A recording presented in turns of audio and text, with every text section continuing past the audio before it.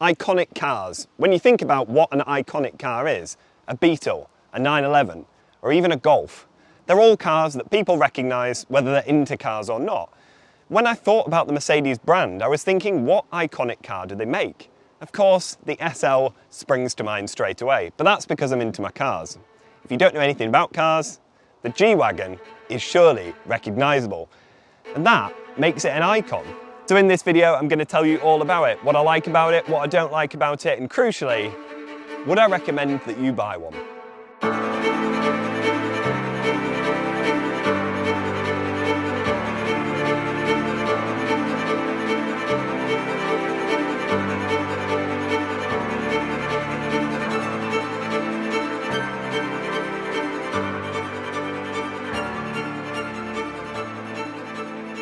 So first up, you've got the front of the car. It's very traditional looking AMG G-Wagon, very squared off, nice circle lights, and this ginormous AMG badge makes the front of the car look so imposing. The other design elements, which they've clearly kept from AMGs of old, G-Wagons of old, is these top-mounted indicators, mounted right on the wings there.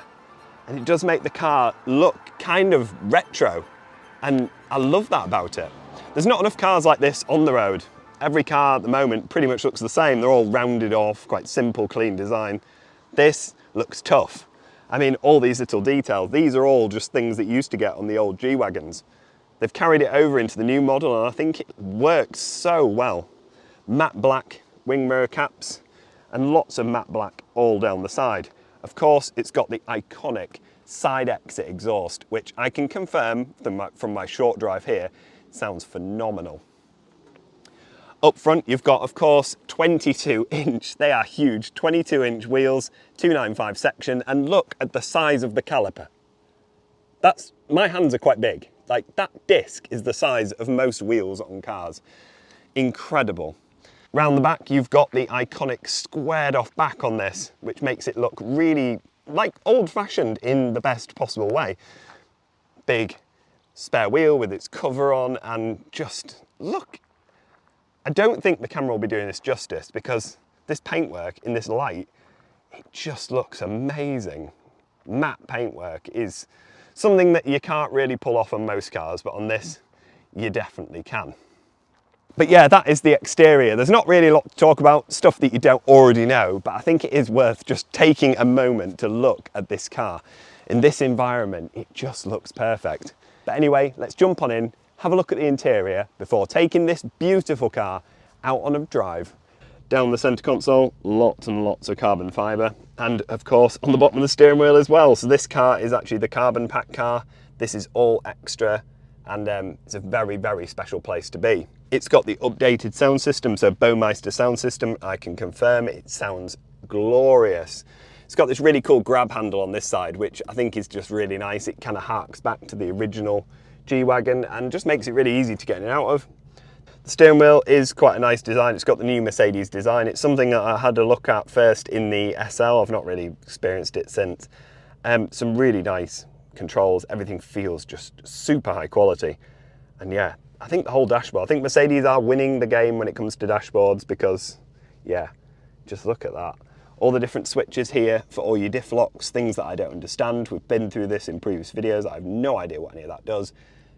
Just be aware that this thing is super capable off-road. Little clock down there.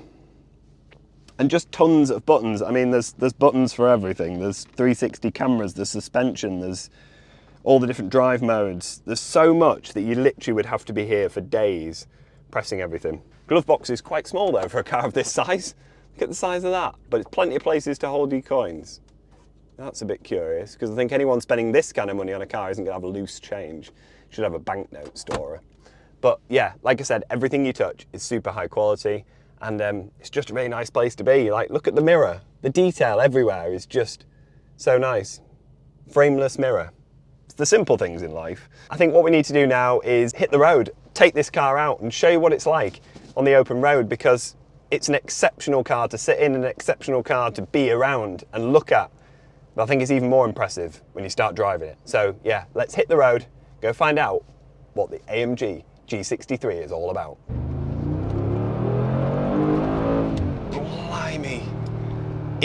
Honestly, it beggars belief how quick this thing is. When you consider the size of it, we've already seen the outside. It's a ginormous car, and yeah, it's got a ton of power, but wow. I mean, it darts about a bit on these roads. The suspension is fairly hard, but you kind of need that. You don't want it rolling around. It handles really nicely, but yeah, when you plant it,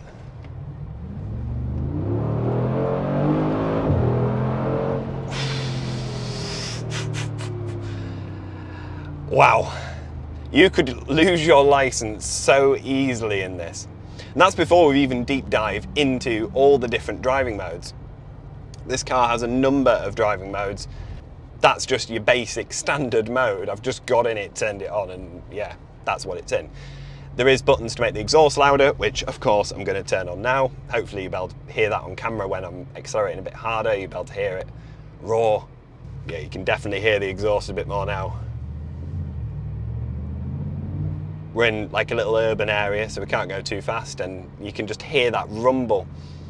Now, the route that Mercedes have sent me on today is actually a really good one. I've driven to like a place where I parked up, and obviously you saw some outside shots of the car.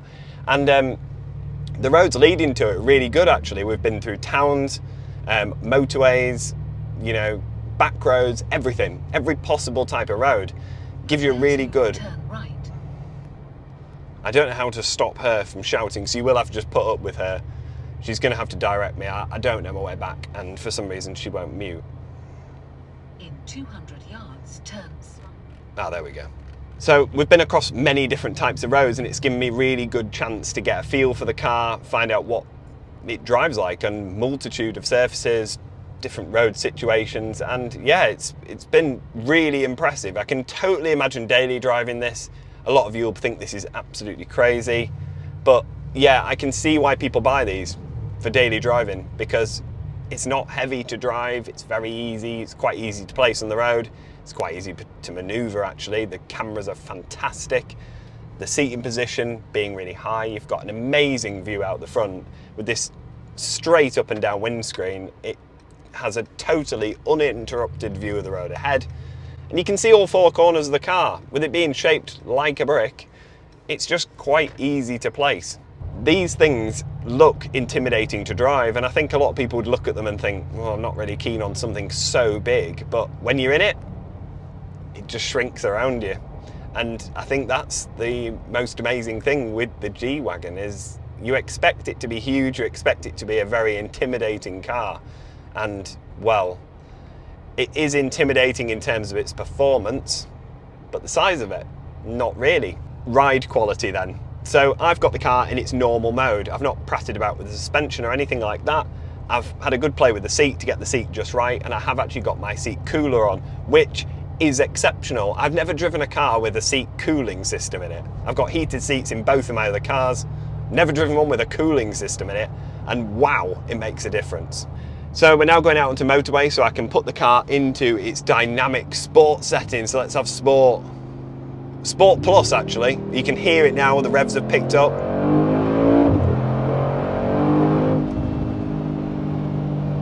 I mean, I don't know how much of that's being pumped in. I hope not that much of it. But wow, it's powerful. It's like a rocket ship. And you just wouldn't expect it. Looking at it, it's like a brick. And the laws of physics determine it can't go this quick, and yet Mercedes have managed to make it do it. They've forced the car into submission, they've forced it to handle right, to drive right, and to accelerate like a stabbed rat.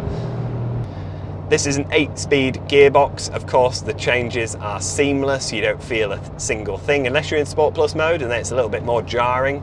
I suppose that's what you want though. You want to feel like you're changing up and down a gear. You can interrupt the gears at any point with the paddles, so we're in 7th gear now. We're into 6th, 5th, 4th, floor it. There's just no jerkiness at all. The car picks up beautifully. And yeah, the gearbox is lightning quick, lightning quick. Interestingly, the MPG is something that I've talked about a lot on my channel over the past few weeks because I've been borrowing a KN Turbo. It's a car that I quite like the idea of, and this, I suppose, follows that same principle. huge car, V8, turbo. This is doing 12 to the gallon, so it does show that they are all extremely thirsty, and unless you've got a huge bank balance, you ain't running one of these on the daily. So what is it like on a motorway? Well, on a motorway, it's quite surprising actually. It's extremely comfortable, very fast. The cruise control's fantastic. It's got radar guided cruise control, which works really well. But there is a fair bit of wind noise. And I'm not surprised, because when you look at the car, it's shaped like a brick. Mercedes might be wizards when it comes to engineering, but there's no way of disguising the fact that it's got a windscreen that's like that. Everything's square on it. Wind noise is gonna come in, and it does. And it's quite loud. For something of this price point, would it get annoying? I don't know. I think you don't buy a G-Wagon for its extreme luxury like you would a Range Rover. I think a G-Wagon's just something else. It's a status symbol. It's bought by people who don't want to blend in. They want to show off. They want to show off they've got a lot of money. And yeah, I think it does that really well. The other things that I really do enjoy about it is, of course, the way it looks. It's possibly one of the best looking cars ever made. I think it's the best looking car on sale today, if you're after a certain vibe, and that is a look at me, look how rich I am in my massive G-Wagon, showing off type of vibe. And I'm here for that, because I would 100% buy a G-Wagon if I had the cash. What do I not like about the G-Wagon? That's a really tough one for me. I've only had the car for a couple of hours, but I've had a chance to sort of get used to it, and there's not really a great deal I don't like about it. I can't think of anything that's wrong. This car's been in development for a long time. They've been building G-Wagons for years, and this is the latest version of it. And they've thought of everything. Everything's really ergonomic. Everything is just to hand. The car's super easy to drive, blisteringly quick, and looks amazing. I can't think of anything I would change. This whole spec is just perfect. This is obviously a press car, so it's quite highly specced, but I can't think of anything I would do differently to the spec. I would never have thought of having a matte green one, but now I've seen it. If I was to order a G-Wagon tomorrow, I would pick this exact spec. Matte green on black interior. It looks absolutely stunning. The carbon wheels, lovely, and it's not actually that slippy. As soon as I saw it, I thought, oh my God, all this carbon up at the top, you're just gonna either hit your ring on it or just slip and slide all over the place. Not at all. The wheel it's quite small, but you don't need much lock to get around even tight bends, so you don't find yourself sort of spinning it round and round. It's got a really nice weight to it, really good feel. Another thing to note with this car is all the driver aids. It's got all the usual things that you find on cars these days. It's got lane assist, you know, radar, cruise control, all the different things to stop you hitting stuff, stop you coming off the road. None of it is intrusive. None of it.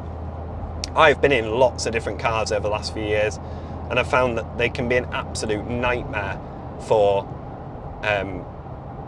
driver aids, beeping at you, bonging at you, even trying to steer the car away from things. You don't get any of that with the G-Wagon. That really surprised me, because it's filled with all the latest Mercedes tech, and I genuinely thought that this would be quite intrusive, and it's just not.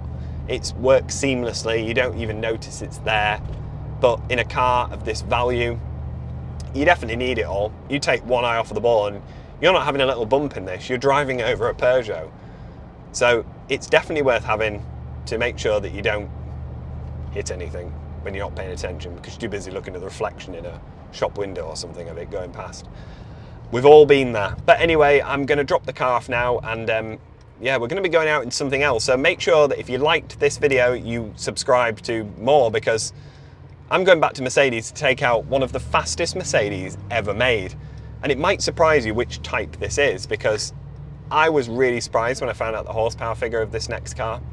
But yeah, going to drop the G-Wagon off, jump in something else, and I'll catch you in the next video. But anyway, I hope you've enjoyed this video.